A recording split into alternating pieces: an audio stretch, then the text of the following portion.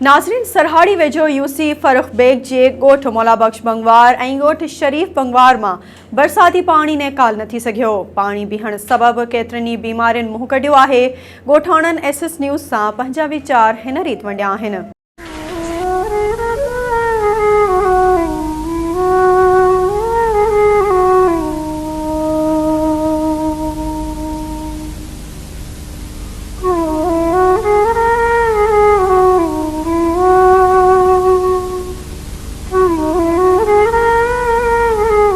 नाज़रीन असां हिन वक़्तु मौजूद आहियूं सरहाड़ी लग ॻोठ मोहम्मद मुराद बंगवार जेको ही मुतासिर ॻोठाणनि जो जेके अहंजनि में इज़ाफ़ो थी वियो आहे।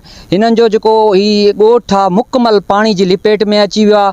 पाणी दरियाहनि जी सूरत में बीठल आहे, पर अञा ताईं इन्हनि वटि को बि चूंडियल नुमाइंदो या इंतिज़ामिया तरफ़ां इन्हनि जो पाणी निकाल न कयो वियो आहे।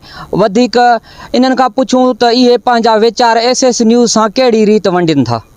भई असां वटि सहूलियत को बि कोन्हे ऐं तकलीफ़ असां वटि वधि में वधि घणी आहे तकलीफ़। ॿुधी 3 महीना बरसाति हली आहे हिन टाइम ताणी, त बि असां वटि को बि चूंडियल नुमाइंदो या को बि केर बि असां वटि लड़ी न आयो। पुछण बि असांजो वार कंहिं बि न कई आहे। असां त यको असांखे त यादि आहे असां वोट पीपी जा ई आहिनि, पीपी खे ई कंदा था अचूं, पर अॼु ताणी पीपी वारा वोट वठी पोइ वरी लड़नि बि कोन था। हिते चूंडियल नुमाइंदा सभु चूंडियल नुमाइंदा आहिनि। रईस दुरमुख जमाली आहे या मिसाल अब्दुल फताह जमाली आहे पीपी जा। 300 फुट असांजे घर खां रोड, त अॼु ताणी असांखे चूंडियल नुमाइंदनि असांजो गली बि असांखे रोड कराए कोन ॾिनो आहे। तई ॿार टोटल बीमार आहिनि, तकलीफ़ूं वधी विया आहिनि। ख़ारिश, चमड़ी बीमारी, मलेरिया, हेटापेस, ॿिया बीमारियूं इलाही। ॿुधी तकलीफ़ असां वटि घणी आहे साईं, वधि में वधि तकलीफ़ आहे। उहो असांजो ज़िंदगी आहे हिते गुज़ारियूं पिया, हाणे छा कयूं भला। साईं मेडिकल कैंप हिकिड़ो लॻो आहे हिते, वक़्ती तौरु हिकिड़े ॾींहं जे लाइ आयो 2-3 कलाक, उन्हनि वीचारनि दवाऊं बवाऊं असांखे ॾिनियूं।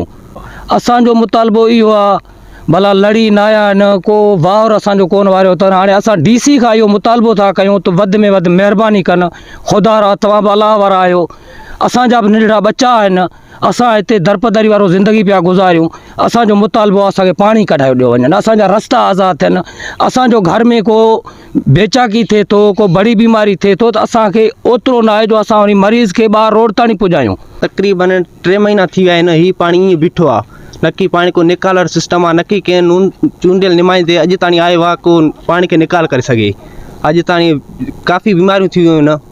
यूनियन काउंसिल चेयरमैन आहे जेको दुरमुख जमाली आहे, ॿियो असल चेयरमैन असलम बंगवार आहे। असां उन्हनि खे वोट कंदा आहियूं, पीपी खे यको वोट कराईंदा पिया अचूं। पीपी जो केरु तव्हां वटि लड़ी कोन्हे? न अॼु ताईं को बि कोन आयो आहे। मींहं खां पोइ जाम थियूं आहिनि बीमारियूं थियूं आहिनि, माल मरी वियो तक़रीबन असांजो पेर पची पिया, बीमारियूं जाम आहिनि। त असांजो ज़िला इंतिज़ामिया ऐं चेयरमैननि खां